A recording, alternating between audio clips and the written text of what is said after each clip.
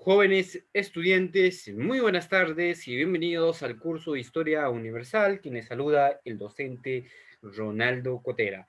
Muy bien, el tema que vamos a trabajar el día de hoy es Europa Oriental. Muy bien, debemos tener en cuenta algunos aspectos como es básicamente la delimitación. Debemos tener en cuenta que al término de la guerra, los países que ubican o que se ubican al oriente de Alemania y al este de Rusia van a constituir básicamente estados que se colocaron bajo la órbita de la Unión Soviética. Tal es el caso de Hungría, Checoslovaquia y Yugoslavia, que va a ser justamente el tema y de los cuales nosotros vamos a hablar el día de hoy. Aquí tenemos a Checoslovaquia, Hungría y Yugoslavia, que son los principales países. Ahora, si lo ubicamos en el mapa, está aquí.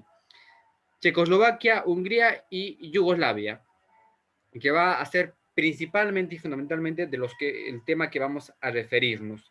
¿No? Hay que tener en cuenta que estos países trataron en todo momento de recuperarse justamente de los estragos que les había causado pues la enorme contienda no bélica, y si bien es cierto que aceptaron el comunismo ruso, era debido pues a la presencia de fuerza de ocupación, ¿no? O a la proximidad de este país que ejerce influencia decisiva en contra de las democracias occidentales.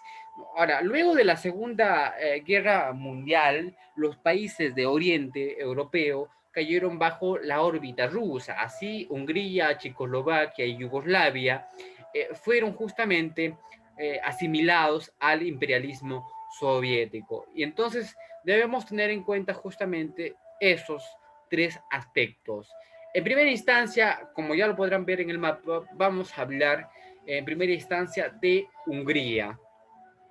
La República Popular Húngara, limita justamente con el norte de Checoslovaquia, al norte con la Unión Soviética, ¿no? Y al este con Rumania, a Rumania, a Yugoslavia, y al oeste con Austria. Su capital es la ciudad de Budapest, es justamente donde está el punto rojo. Ahí va a ser la capital.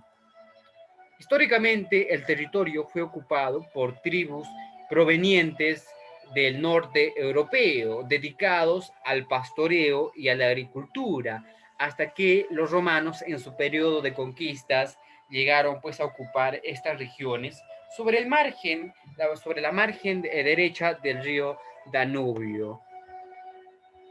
El sucesor histórico de este país sigue a partir entonces pues de diversas alternativas derivadas de los acontecimientos que se dieron en el viejo continente a lo largo de la Edad Media, donde los tiempos modernos y la época contemporánea, a raíz justamente de la derrota de Hungría en la Primera Guerra Mundial, donde se va a proclamar nuevamente en república en 1919, pero cayó en manos de una coalición socialista, comunista, bajo la conducción del presidente Bela Kun, quien duró pues poco tiempo en el gobierno. Fue entonces que una dictadura se hizo cargo del poder bajo la conducción del almirante Nicolás Horthy, ¿no? Quien gobernó durante 25 años. Hay que señalar que en 1930, por el Tratado de Trianón, Hungría va a perder las 3/4 partes del territorio y los 2/3 de su población. Ahora, entre 1938 y 1940, vamos a ver que ayudada por Alemania, vamos a ver que va a recobrar parte de los territorios cedidos a Checoslovaquia y Rumania, ¿no? En el famoso reparto de Polonia. Ahora, después se va a integrar al llamado eje de Berlín, Roma, al lado de los cuales participó en la Segunda Guerra Mundial. Pese a esto, las tropas alemanas ocuparon el país en 1944 y en 1945 Hungría firmó un armisticio con Rusia. Poco después, por el Tratado de Paz de 1947, Hungría devolvió todos los territorios que había ganado hasta ese entonces.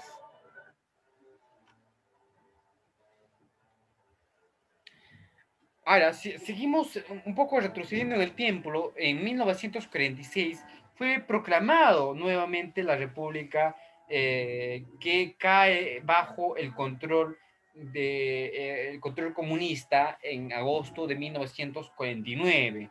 Ahora, el 23 de octubre de 1956, el descontento por esta situación denominó justamente de dominio soviético, produjo una rebelión espontánea en Budapest y que prontamente se va a extender al resto de las provincias. Y es así que el gobierno comunista fue derrotado, pero inmediatamente entraron en acción las tropas soviéticas con tanques y unidades blindadas e implementaron un nuevo premier comunista que solicitó la intervención rusa. Ahora, las fuerzas soviéticas aplastaron toda resistencia revolucionaria por parte de los húngaros, ¿no? Además se calcula que en el transcurso de la insurrección más de 200.000 personas salieron del país, ¿no? Donde la rebelión, hay que señalar que fue sangrienta, sofocada, pues sangrientamente sofocada, pese al heroísmo civil y militar de los húngaros, tan solo pues en la capital de Budapest murieron 25.000 húngaros y 7.000 soviéticos, en tanto que las cantidades de víctimas y desaparecidos en otras ciudades fue también una enorme, ¿no? Así Hungría pues pasó a constituirse en un satélite más de la órbita soviética. Posteriormente vamos a hablar de otro país que también merece nuestra atención, como lo señalaba al inicio, que es justamente Checoslovaquia. Hay que señalar que la República Socialista de Checoslovaquia limita al norte con Polonia, al este con la Unión Soviética, al sur con Hungría y Austria y al sureste, oeste y noreste con Alemania, ¿no? Ahí vemos justamente las limitaciones que va a tener justamente Checoslovaquia, ¿no? Toda Rusia, tenemos Polonia, Hungría y también está Rumania. Su capital va a ser principalmente Praga, ¿no? Esta república fue creada en 1918 en base a los territorios de Bohemia, Besarabia, Silesia y Eslovaquia que habían pues pertenecido al desintegrado imperio austrohúngaro. El suceder de la historia de Checoslovaquia va, marcha pues paralelo a los acontecimientos que se producen en Europa después de la Primera Guerra Mundial y en el lapso que corresponde a los llamados 20 años de tregua, ¿no? Es así que en 1938, cuando Hitler, que ya había iniciado su política expansionista, exigió a Checoslovaquia la entrega de los distritos de los Sudetes y lo que hizo realidad pues cuando las tropas alemanas ocuparon esa región en octubre de ese año. En tanto pues que el 15 de marzo de 1939 se apoderaron de Praga y de toda Checoslovaquia.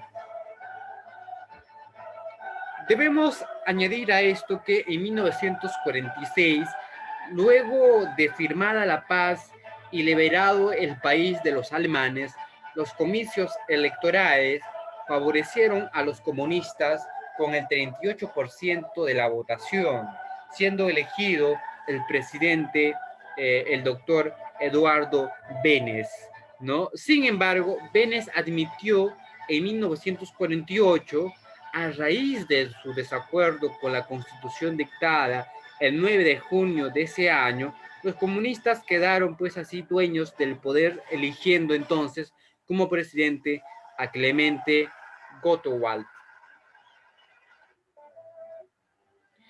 En 1960 se aprobó una nueva constitución que empezó a regir el destino del país. En 1968, el secretario general del Partido Comunista en Checoslovaquia, Alejandro Dubek, ahí vemos a Alejandro Dubek, ¿no? Planteó justamente una serie de reformas al sistema con el fin de adaptarlo a la realidad del país, que empezó a rehabilitarse. Esto se conoce como la famosa primavera checoslovaca, que inclusive entabló contacto con los países industrializados del occidente europeo. Esta primavera no va a durar mucho tiempo, puesto que provocó la intervención de Rusia y de aliados de la Europa Oriental que ocuparon el país con 600.000 hombres, obligando a Dubek y al presidente Sobada, ¿no?, a desistir de sus demandas. En 1969, Dubek fue sustituido por Gustavo Husak, ¿no? Y la mayoría de las reformas por él impuestas fueron eliminadas. Entonces, de esa forma vamos a ver que va a iniciar de alguna u otra forma con Clemente Gottwald y termina pues con Gustavo Husak. Posteriormente vamos a hablar ahora de la última región, que es justamente Yugoslavia. Hay que señalar que la República Socialista Federal de Yugoslavia limita al norte de Italia, ¿no? Aquí está. Limita al norte de Italia, ¿no? Al este, a ver, con Italia, Austria y Hungría, básicamente, ¿no? Aquí está, Austria, Hungría e Italia. Al este con Rumania, ¿no? Y Bulgaria, aquí está.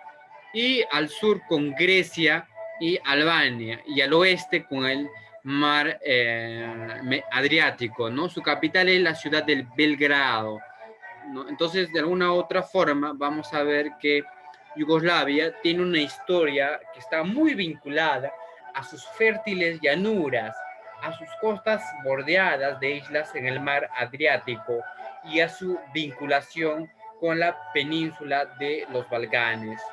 Al terminar la Primera Guerra Mundial, se creó el Reino de Yugoslavia con territorios de la antigua República de Serbia, Montenegro y las provincias austrohúngaros de Eslovenia, Croacia, Bosnia y Herzegovina.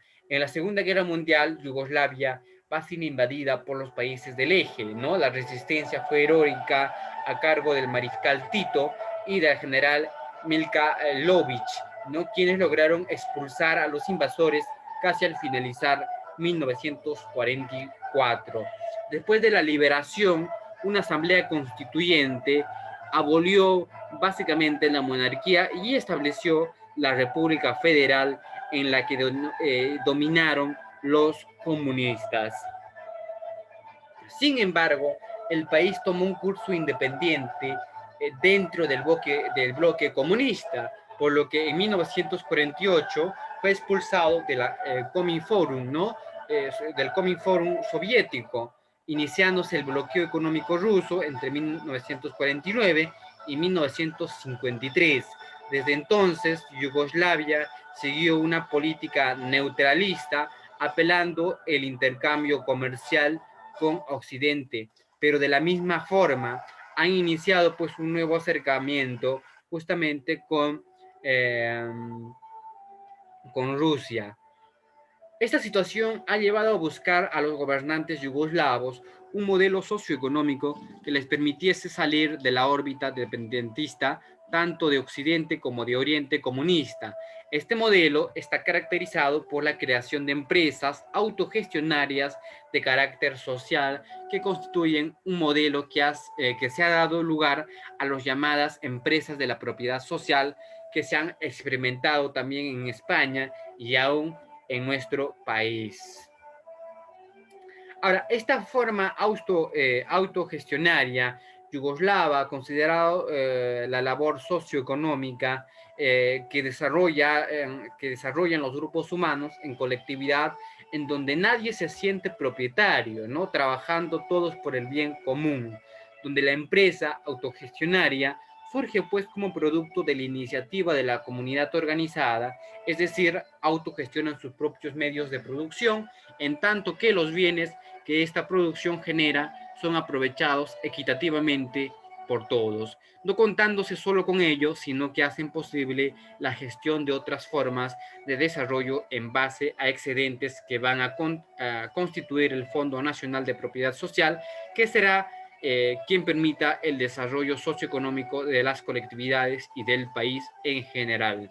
Hasta aquí, jóvenes estudiantes, la clase del día de hoy. Espero que les haya gustado.